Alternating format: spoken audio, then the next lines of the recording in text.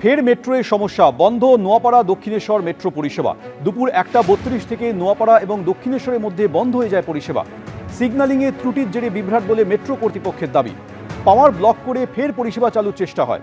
দমদম থেকে আপ এবং ডাউন দুদিকেই চলছে স্বাভাবিক পরিষেবা। যখন শালবনীতে জমি দুর্নীতির মামলায় সুমিত রায়কে ভবানী ভবনে জিজ্ঞাসাবাদ করছেন সিআইডির আধিকারিকরা, তখন এই জমি দুর্নীতির তদন্তে একেবারে সরাসরি শালবনীতে পৌঁছে গিয়েছেন সিআইডির আধিকারিকরা। সুমিত রায়ের বিরুদ্ধে শালবনীতে জমি দুর্নীতির যে অভিযোগ উঠেছে তা খতিয়ে দেখতে সিআইডির আধিকারিকরা পৌঁছে গিয়েছেন শালবনীর কর্ণগড় গ্রাম পঞ্চায়েত অফিসে।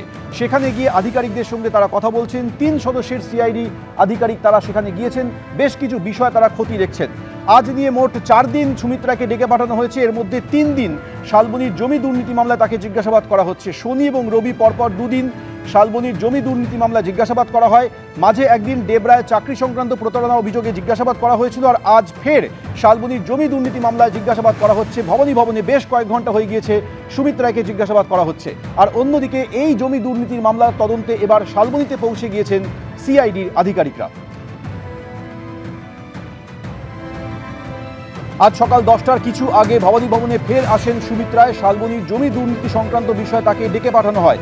এর আগে শনি এবং রবি পরপর 2 দিন এই জমি দুর্নীতি বিষয়ে তাকে জিজ্ঞাসাবাদ করা হয়। আজ সকালে ফের তাকে ডেকে পাঠানো হয়। এই নিয়ে 4 দিন পর পর ভবানী ভবনে এসেছেন।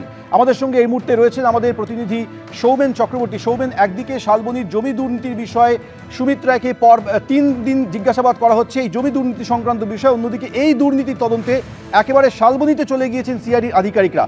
কোন তথ্যগুলি তারা সংগ্রহ করছেন?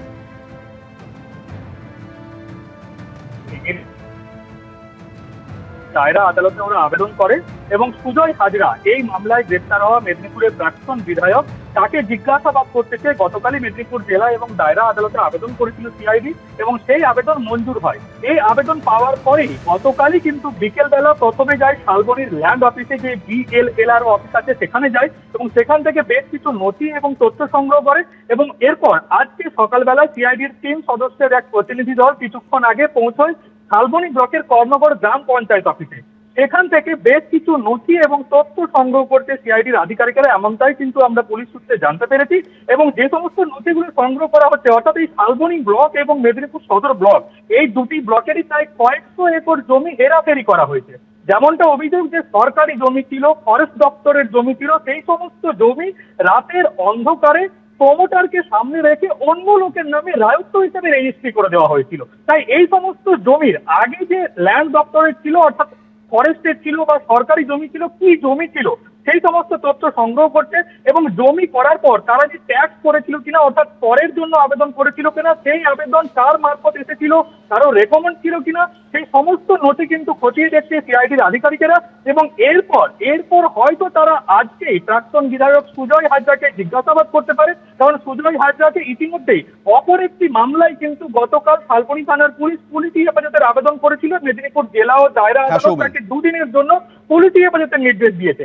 অর্থাৎ সুজয় হাজরা কিন্তু এই মুহূর্তে শালবনী থানার আন্ডারেই রয়েছে, অর্থাৎ শালবনী থানাতে গিয়ে বা জেলা পুলিশের একেবারে, অর্থাৎ সিআইডি আধিকারিকরা পৌঁছে গিয়েছেন, জমি সংক্রান্ত নথিপত্র সংগ্রহ করছেন, আধিকারিকদের সঙ্গে তারা কথা বলছেন।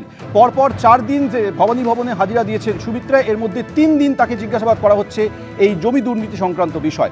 কিন্তু শালবনীর যে জমি দুর্নীতির অভিযোগ উঠেছে তার বিরুদ্ধে সেই নিয়ে স্থানীয় বাসিন্দারা কি অভিযোগ করছেন শুনুন। এই জমিগুলা সরকারি জমি, টিএমসি জামানায় যত সব ডুপ্লিকেট দলিল বানিয়ে, জাল দলিল বানিয়ে এলাকায় প্লট ভাগ করে কোটাদেরকে বেচে দেয়। এই বিষয়ে সুজয় হাজরা কেন, সুজয় হাজরার মতো বড় বড় নেতা আছে যাদের এখানে জমি আছে। এবিপি আনন্দ, এগিয়ে থাকে, এগিয়ে রাখে।